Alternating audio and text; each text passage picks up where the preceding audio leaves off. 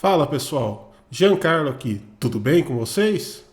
Alguns dias atrás foi postado aqui no canal um primeiro vídeo de uma série sobre o socket 775, o qual é considerado lendário por muitos, por conta da sua longevidade, recebendo várias gerações de CPU durante a sua vida útil. Além disso, nesse primeiro vídeo, foi apresentada a Asus Rampage Extreme, que se trata de uma das placas mais desejadas para esse socket, sendo que até hoje as raras unidades usadas que aparecem são disputadas entre os overclockers. Afinal, essa é a placa que domina os rankings de vários CPU 775, em especial dos Hofdale, que são os dual-core 45 nanômetros. Nesse segundo vídeo, vamos tratar sobre alguns ajustes disponíveis e seu impacto no desempenho, além, é claro, de rodar alguns benchmarks usando refrigeração a água com um E8400 binado. A respeito da BIOS, muitos talvez não tenham pego o tempo assim da interface azul, sem mouse, né? Só que naquela época as coisas eram desse jeito. Afinal, a adoção da UEFI em placas-mãe voltadas ao grande público coincidiu com o lançamento do SandBridge, com apenas alguns poucos modelos de nicho saindo antes com esse recurso. Por exemplo, esse modelo aí da MSI. Independente da interface ser ou não old school, as opções overclock estão todas ali. Precisa de times de memória? Temos até os terciários. Ajustes específicos para a plataforma estão ali. Precisa então alterar a tensão do CPU, ponte norte, o que mais for necessário? Checado. Sendo assim, vamos ver ali alguns parâmetros que costumam fazer diferença nessa plataforma, seja do ponto de vista do desempenho quanto da estabilidade. O primeiro deles é o GTL. Esses ajustes se referem à tensão de amostragem dos pinos GTL, onde o GTL 0 e 3 são os pinos de barramento de dados e o GTL 1 e 2 os de endereços, onde a ponte norte também tem o seu GTL. Em overclock, esses ajustes costumam impactar na frequência máxima do FSB, onde CPUs de diferentes gerações e mesmo chipsets costumam gostar de diferentes tensões. Essas tensões de GTL são derivadas do VTT, com valores em uma faixa útil que costuma variar do VTT vezes 0,57 até VTT vezes 0,67. A Rampage Extreme automaticamente usa o GTL 0 e 2 em 0,65 e os GTL 1 e 3 em 0,67, onde você pode aplicar offsets para aplicar esses parâmetros, cuja tensão pode ser medida em capacitores localizados próximos ao socket. Lembrando que apesar do cálculo do GTL ser sempre esse, a forma como os ajustes são apresentados podem mudar de placa-mãe para placa-mãe. Já o FSB Strap to Northbridge, se você parar para dar uma olhada na lista de CPU 775 disponíveis, verá que existem modelos com diversas especificações FSB, por exemplo, 800, 1066, 1333 e até mesmo 1600, os quais, por conta desse barramento ser QDR, são valores que são divididos por 4 para chegar na frequência base de cada modelo. Sabendo disso, a Rampage Extreme e várias outras placas 775 oferecem então um ajuste de strap, que permite enganar a placa-mãe, fazendo-a pensar que está sendo utilizado uma CPU com FSB original diferente. A vantagem disso? Bom, esses straps alteram alguns parâmetros internos do chipset, onde o desempenho tende a ser maior ou usar um valor menor. Porém, isso é mais agressivo para a placa-mãe, onde nem todos os exemplares conseguem operar com overclock mais alto no clock base, usando um strap mais baixo. Outro parâmetro importante é o Performance Level. Esse é um dos parâmetros assim que faz mais diferença.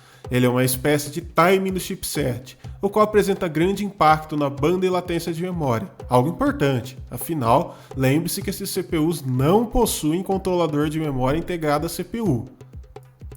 Assim como o strap, esse ajuste também pode limitar a frequência máxima do FSB, sendo necessário relaxá-lo para um pouco longe em alguns casos. Abaixo, é possível ver alguns testes a respeito do impacto desse ajuste, onde foi utilizado um E8400 a 4 GHz e meio, 500 MHz FSB, memórias a 750 MHz com times 7721 e junto do command rate em 1T. Esse ajuste acabou apresentando impacto considerável na latência, leitura e cópia de memória. Além disso, é possível ver que o Command Rate também apresenta impacto considerável no desempenho com suas memórias DDR3. Então, exceto se o objetivo for usar 4 pentes de memória, ou você dispõe de algum kit que não trabalhe bem em 1T, a recomendação é manter 1T. Já o AI Clock Twister, aparentemente esse ajuste se refere a algum outro time interno do chipset, algo que infelizmente não tenho ali como comprovar, porém nos testes, deixar esse ajuste em alta ou com os parâmetros mais fortes ocasionou instabilidade, com a máquina desligando sozinha a carregar o SO, algo que melhorou ao usar esse troço aí em Light ou Lighter. Então assim, caso alguém esteja passando por esse mesmo problema, fica aí a dica, né?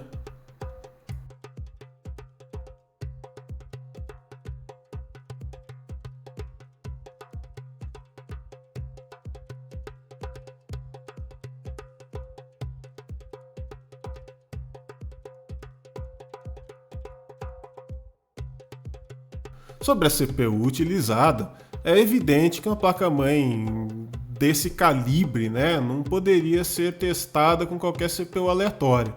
Então, para esse artigo, foi escalado o melhor E8400 que tem em mão, o qual foi binado entre 3 exemplares adquiridos no AliExpress, onde esse conseguiu completar o Cinebench R15 a 5 GHz e 1.5 V e fazer ao menos 660 MHz de FSB e uma placa-mãe da Gigabyte com chipset P45. Como era de se esperar, ele rodou os benchmarks pesados em 5 GHz com facilidade, completando também o GB3 a 4.8, simplesmente porque esse teste não valida o resultado se aumentar o FSB on the fly. Portanto, foram utilizados 4.8 GHz carregados direto da BIOS. E também nesse teste em específico foi necessário recorrer ao kit de 4 GHz com chips ELP da Hyper, porque esse teste ele não roda se você tiver só 2 GB de RAM, você precisa ter 4. O plano também era rodar os clássicos, né, o Super Pi, Pi Fast, W Prime, os quais vão bem no Windows XP. Porém, a placa estava apresentando um comportamento ali meio estranho, não estava conseguindo carregar o XP direito, às vezes desligava sozinho, enfim. Só foi possível completar aí uma rodada do Pi 1 MB a 4.9 GHz. Pelo menos o tempo obtido foi bom, né?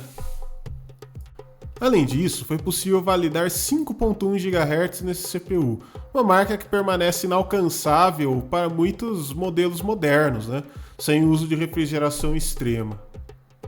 Concluindo então, apesar da Rampage Extreme ser uma placa antiga, não faltam opções para overclock e ajustes que impactam diretamente no desempenho da máquina. Aliás, esse é um dos motivos dessa placa ser procurada até hoje pelos overclockers. É simplesmente divertido, desafiador e recompensador mexer com isso. Sobre os resultados obtidos, o E8400 completou vários benchmarks a 5 GHz na água com os pés nas costas, obtendo números bastante expressivos para um dual-core antigo como esse, o que novamente deixa claro porque muita gente até hoje guarda um carinho por essa plataforma e pelos lendários Core 2 Duo. Novamente, fica aqui o agradecimento ao Kona 64, pois essa série não teria saído do papel se não fosse por ele. Gostou do vídeo? Deixa aí o seu like, se inscreve no canal para fortalecer. Então, falou e até a próxima!